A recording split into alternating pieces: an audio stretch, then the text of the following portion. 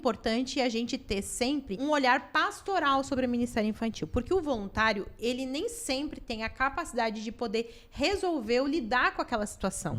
Ter o discernimento de eu devo chamar os pais, eu devo chamar a polícia, como que eu resolvo isso? Então, assim, em igrejas que você não tem alguém pastoral liderando, o voluntário tenta contornar ali a situação e ele precisa comunicar urgentemente o pastor do que aconteceu. Né? Então, o pastor do culto, seja quem for, precisa ser comunicado para que esse pastor saiba e tenha um discernimento ali do e, que claro, fazer. se, por exemplo, assim, a criança comunicou uma coisa grave, que é passível de denúncia e crime, você comunica o pastor. Você é corresponsável com aquilo. Você precisa perguntar o que foi feito. Não pode o pastor cair no... Entendi. Agora, se o pastor tomou a atitude ali correta, ok, né? Eu não tenho que fazer nada.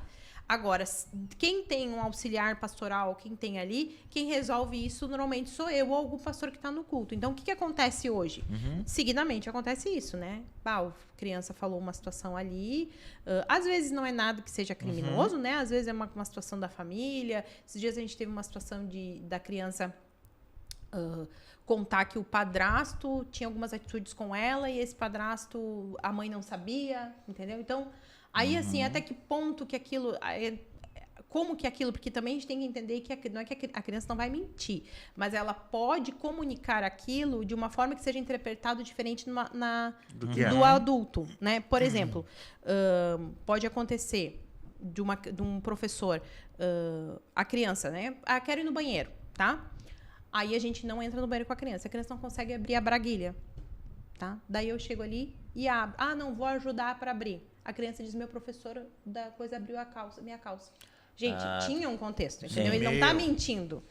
Por isso que a gente precisa, por isso que eu falei a questão da segurança, né? Eu preciso me certificar de que eu vou ter como me explicar de qualquer situação. Então, assim, pode acontecer isso também na via contrária. Da criança vir contar uma coisa e eu não posso chegar já dizendo o que aconteceu, eu preciso compreender a questão. Então, quando acontece isso, eu assumo e aí tento localizar a família, tento ver. A gente, às vezes, tem umas situações que eu compartilho com os pastores. Olha, aconteceu tal coisa, o que vocês acham que a gente tem que fazer? E aí a gente vai dando os encaminhamentos, né? Mas a gente não pode negligenciar uma informação vindo de uma criança, porque pode ser algo grave e a gente também tem essa função social, né?